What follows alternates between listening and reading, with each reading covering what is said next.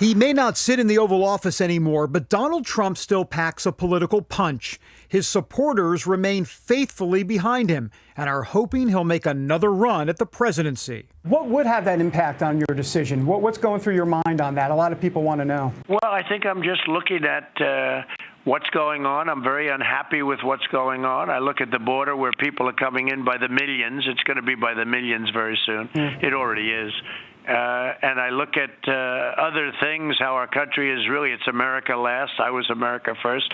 I look at it and I see what's happening, and I'm not happy about it. So we'll make that decision, and I think people will be very happy with the decision I make. Also in the 2024 conversation on the Republican side, Florida Governor Ron DeSantis. There's a lot of people talking about Ron DeSantis and the job he's doing in Florida. What are your thoughts about DeSantis running in 2024? What do you think of that? I think Ron's very good. I endorsed him, and when I endorsed him, he went up like a rocket ship.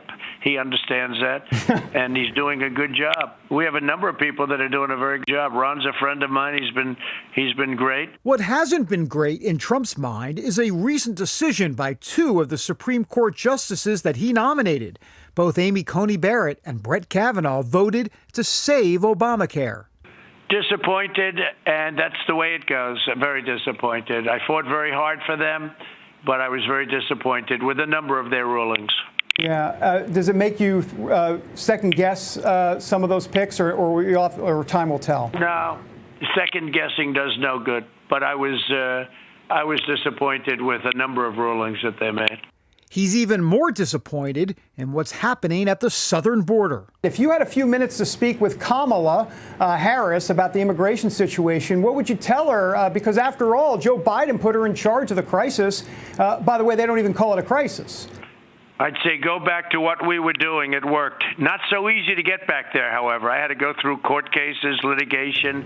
We had to win a lot. And stay in Mexico was a very big deal. And we got that, and we got all the other things, and now it's all been blown up. And you have millions of people coming into our country, just in case you're not aware of it, millions of people. And many of those people come out of prisons. They allow them to come out of prisons and other places. What's happening on our border is beyond a crisis. And maybe they won't call it a crisis, but it's beyond a crisis. During his re-election campaign, Trump warned voters that a President Biden would make major changes on the immigration front. He also warned evangelicals to not trust Biden when it came to key cultural issues. They're being affronted on every single thing that they stand for and represent. When Biden went in, he didn't say all of the things that were happening. You look at religion, generally speaking, what's going on now with this administration.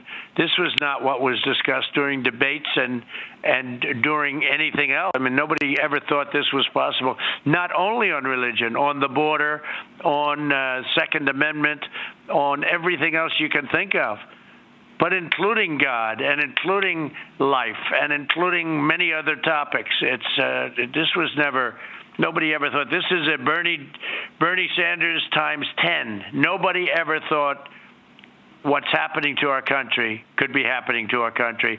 And the evangelicals and Christians generally, you take a look at what's happening, Christians generally are feeling that way, and they're feeling that way very strongly. Much more so now, because now they're actually seeing things happen. Indeed, conservative Christians have deep concerns about the direction of the country.